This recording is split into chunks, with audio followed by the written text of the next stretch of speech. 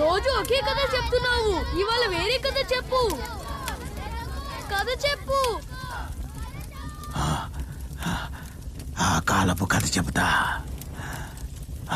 ఆ వీరుడి కథ చెబుతా. వీరుడి కథ. తూర్పు దిక్కున కొండ దిగువలో ఒక పెద్ద అడవి ఉంది. స్వచ్ఛమైన మనసెరిగిన ఆదివాసీల బలగంతో పచ్చదనం నిండిన గంధపు నేలది. ఉన్నట్టుండి ఆ అడవిలో నిప్పుల వర్షం కురిసింది. పెద్ద మంట చెలరేగి గట్టిగా అరిచింది.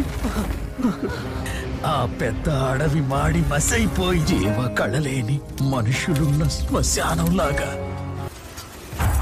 పేదోళ్ల చెమటని పీల్చి పిప్పి చేసే కడుపాపోత్ములు, దేహాన్ని చీల్చి రక్తాన్ని తాగే క్రూర సైతానులు, ఊపిరి కూడా పేనాన్ని పిండేసే దౌర్భాగ్య బతుకులు స్వాభిమానాన్ని శవంలా మోసుకుంటూ శ్మశానానికి పంపారు.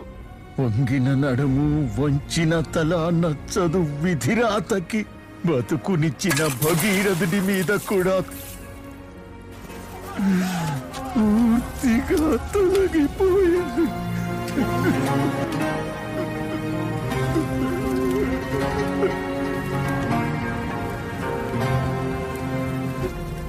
అయితే అదిరి సెదిరిపోయి సుక్కల్లో సందమామలాగా ఆకాశం శ్రీరాంచుల్లో దాక్కొని కూర్చున్నప్పుడు జ్వాల కన్నది ఒక జ్వాలాపుత్రుణ్ణి.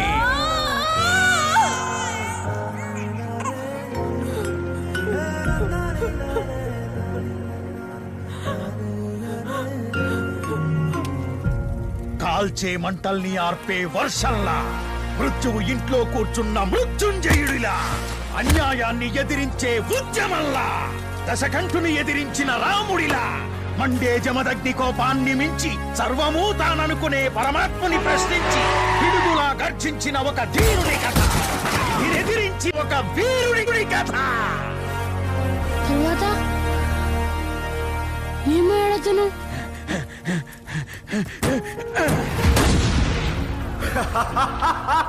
నువ్వు నా చేయి పట్టుకుని నడిచే వరకు నేనుంటా.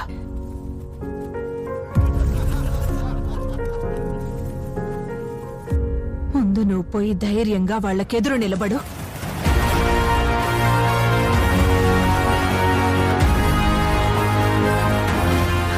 చావుని చూశాడు కాలి కింద ధూళిలాగా, చావుని ధిక్కరించే సుల్తానులాగా.